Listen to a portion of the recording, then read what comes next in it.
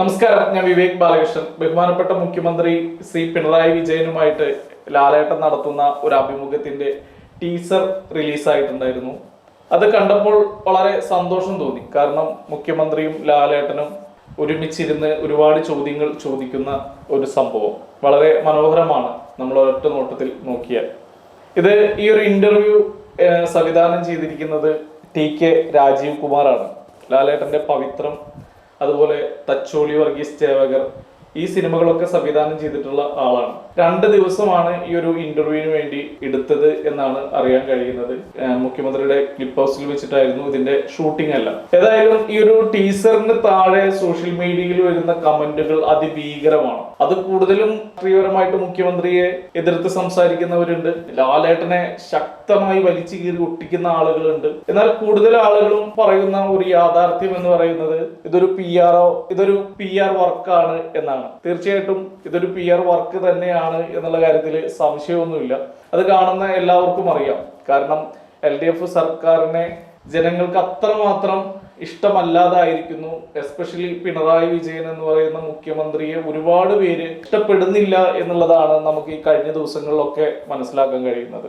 അത്തരത്തില് അദ്ദേഹത്തിന്റെ ഒരു ഇമേജ് താഴോട്ട് പോകുന്നു. നമുക്കറിയാം, ഏകദേശം 9 വർഷം കഴിഞ്ഞു പിണറായി വിജയൻ മുഖ്യമന്ത്രി കസേരയിൽ ഇരിക്കാൻ തുടങ്ങിയിട്ട്. ഇത് കാലം അത്രയും ലാലേട്ടൻ എന്ന് പറയുന്ന വ്യക്തിയോട് അദ്ദേഹം കാണിച്ചിട്ടുള്ള വ്യക്തിപരമായിട്ട് ദേഷ്യം ഒന്നുമല്ലായിരിക്കാം, ചിലപ്പോൾ രാഷ്ട്രീയപരമായിട്ടുള്ള കാര്യങ്ങളൊക്കെ നോക്കിക്കഴിഞ്ഞാൽ അദ്ദേഹം പലതിനും വിസമ്മതിക്കുന്ന ഒരു മനുഷ്യനാണ്. ഇപ്പോൾ കഴിഞ്ഞ ഈ പിണറായി വിജയൻ സർക്കാരിന് മുമ്പുള്ള മുഖ്യമന്ത്രി ശ്രീ ഉമ്മൻചാണ്ടി സാറുമായിട്ട് ലാലേട്ടൻ നടത്തുന്ന അഭിമുഖമുണ്ട്. എനിക്ക് തോന്നുന്നു അതിനൊക്കെ 2 ദിവസത്തിന്റെ പ്രിപ്പറേഷൻ ഒന്നും ചിലപ്പോൾ ആവശ്യം ഉണ്ടായിരുന്നിരിക്കില്ല. കാരണം മുഖ്യമന്ത്രിയെ വളരെ നേരിട്ട് അറിയാവുന്ന ഒരാളായിരുന്നു, അതായത് ശ്രീ ഉമ്മൻചാണ്ടിയെ വളരെ വ്യക്തിപരമായിട്ട് അറിയാവുന്ന ഒരാളായിരുന്നു ലാലേട്ടന്റെ അച്ഛൻ. മാത്രമല്ല, ആ ഒരു ഇന്റർവ്യൂ കണ്ടാൽ അറിയാം അതിന് ഒരു വലിയൊരു പ്രിപ്പറേഷൻ ഒന്നും അതിന്റെ ബാക്കിൽ നടന്നിട്ടില്ല എന്നറിയാം. കാരണം ലാലേട്ടൻ ചോദിക്കുന്നുണ്ട്, ഞാൻ അഭിനയിച്ച ഏത് സിനിമയാണ് അങ്ങേക്ക് ഏറ്റവും ഇഷ്ടമുള്ള സിനിമ എന്ന് ചോദിക്കുന്നതിന് ഉമ്മൻചാണ്ടി സാർ ഉത്തരം പറയുന്നത്, എനിക്ക് മഞ്ഞിൽ വിരിഞ്ഞ പൂക്കള് ഭയങ്കര ഇഷ്ടമാണ് എന്നാണ്. അപ്പം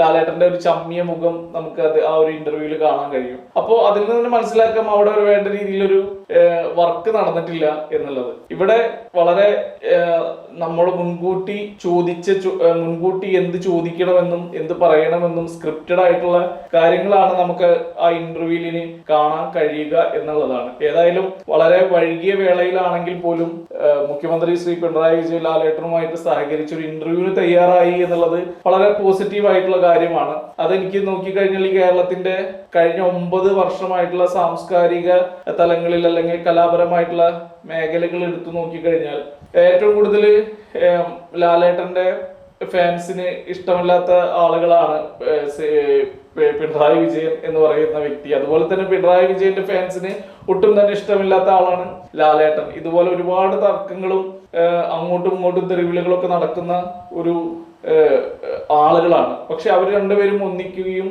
അവര് എന്താ പറയാ നല്ല രീതിയിലുള്ള സംഭാഷണങ്ങൾ ആയിരിക്കും ആ ഇന്റർവ്യൂ എന്നുള്ളത് തന്നെയാണ് എനിക്ക് തോന്നുന്നത്.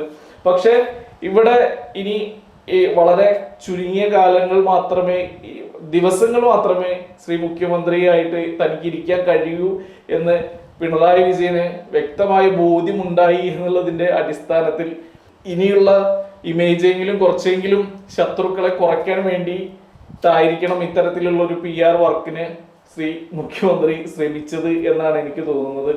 ഏതായാലും നല്ല നല്ല ചോദ്യങ്ങളൊക്കെ ഉണ്ടാവട്ടെ. അതുകൊണ്ട് തന്നെ ഈ മുമ്പ് നടന്ന ചർച്ചയുടെ ഭാഗമായിട്ടാ തോന്നുന്നു ലാലേട്ടൻ ചോദിക്കുന്നുണ്ട്, എന്റെ സിനിമകൾ ഏതാണ് അങ്ങേക്ക് ഇഷ്ടം, അല്ലെങ്കിൽ ഏത് ഡയലോഗാണ് ഇഷ്ടം എന്ന് പറയുമ്പോൾ പോമോനെ ദിനേശ എന്നുള്ള കാര്യത്തിന്റെ ദിനേശ എന്നുള്ള കാര്യങ്ങൾ പറയുന്നുണ്ട്. അതുപോലെ തന്നെ ദാസനും വിജയനും എന്ന് പറയുന്ന കാര്യങ്ങൾ പറയുന്നുണ്ട്. ഏതായാലും വളരെ മനോഹരമായിട്ടുള്ള ഒരു ഇന്റർവ്യൂ ജനങ്ങളിലേക്ക് എത്തുകയാണ്.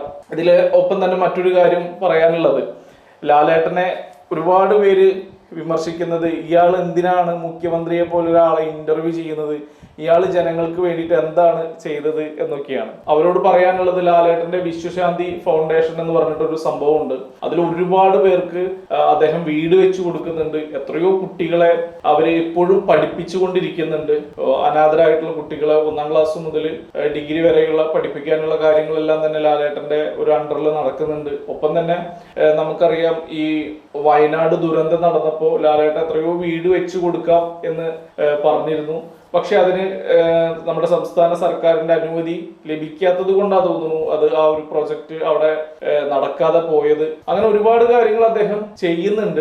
അതൊക്കെ മറന്നുകൊണ്ട് അല്ലെങ്കിൽ അങ്ങനെയൊന്നും ഇവിടെ നടക്കുന്നില്ല എന്നൊക്കെ രീതിയിൽ വരുത്തി തീർത്തിട്ടാണ് ലാലേട്ടന് എതിരെ ഇപ്പോ ആളുകൾ സംസാരിക്കുന്നത്. ഇതിൽ ഏറ്റവും കൂടുതൽ രസം എന്താണെങ്കിൽ, ഈ ഒരു ഇന്റർവ്യൂ എല്ലാ ചാനലുകളും ഇതിന്റെ ടീസർ സംരക്ഷണം ചെയ്തിട്ടുണ്ട്. മാത്രമല്ല, നമ്മൾ എമ്പുരാൻ സിനിമ ഒക്കെ ഉണ്ടായിരുന്ന പോലെ ഇത് നിർബന്ധിപ്പിച്ച് ആളുകളെ കൊണ്ട് കാണിക്കാൻ വേണ്ടിയിട്ടും ചാനൽ വളരെയധികം മുൻകൈ എടുത്ത് പ്രവർത്തിക്കുന്നത് പോലെ തോന്നുന്നുണ്ട്. എന്തായാലും ജനം അത് കാണട്ടെ. എന്താണ് മുഖ്യമന്ത്രിക്ക് ലാലേട്ടനോട് പറയാനുള്ളത് നമുക്ക് കാത്തിരുന്ന് കാണാം. നല്ല ചോദ്യങ്ങളാവട്ടെ, നല്ല ഉത്തരങ്ങളാവട്ടെ. ഏതായാലും പിണറായി വിജയൻ ഇനി തുടരില്ല എന്നുള്ള ഒരു കാര്യത്തിൽ തീരുമാനമായി എന്നുള്ളതാണ് പറയാനുള്ളത്. വി ഡി സതീശൻ എന്ന് പറയുന്ന ഒരു പ്രതിപക്ഷ നേതാവ് നയിക്കുന്ന യാത്ര വളരെ ശക്തമായി കേരളത്തിൽ വിജയിച്ചു കൊണ്ടിരിക്കുന്നു. ഭാവി മുഖ്യമന്ത്രി ആരായിരിക്കും എന്നുള്ളത് നമ്മൾ കാത്തിരുന്ന് കാണേണ്ടതാണ്. നിർത്തുന്നു. നന്ദി, നമസ്കാരം.